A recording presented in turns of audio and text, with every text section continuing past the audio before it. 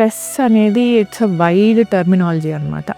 So physical stress ఉండొచ్చు, strain ఉండొచ్చు, mental stress ఉండొచ్చు, హార్మోన్ ఇబ్బందులు ఉండొచ్చు. సో ఏదైనా కానీ definitely effects each and every cell of the body. So cell అనడానికి వస్తే మనకు సెల్యులర్ రీజనరేషన్ అనేది చాలా ఇంపార్టెంట్ అనమాట.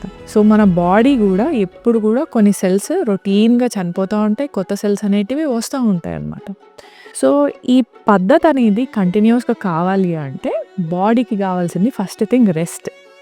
Okay, at least 6 to 8 hours of uninterrupted sleep plus rich food which is rich in multivitamins కానివ్వండి, మనకు యాంటీ ఆక్సిడెంట్స్ కానివ్వండి, omega 3 fatty acids కానివ్వండి, ఫ్రెష్ వెజిటేబుల్స్లో, ఫ్రూట్స్లో, కలర్ఫుల్గా ఉండే వెజిటేబుల్స్ అండ్ ఫ్రూట్స్లో ఈ లెవెల్స్ అన్నీ బాగా ఎక్కువ ఉంటాయి. ఇంకా fatty acids, omega 3 fatty acids అంటే డెఫినెట్గా అందరు నాన్ వెజ్ తినరు, బట్ ఫిష్లో కంటెంట్ అనేది ఎక్కువ ఉంటుంది.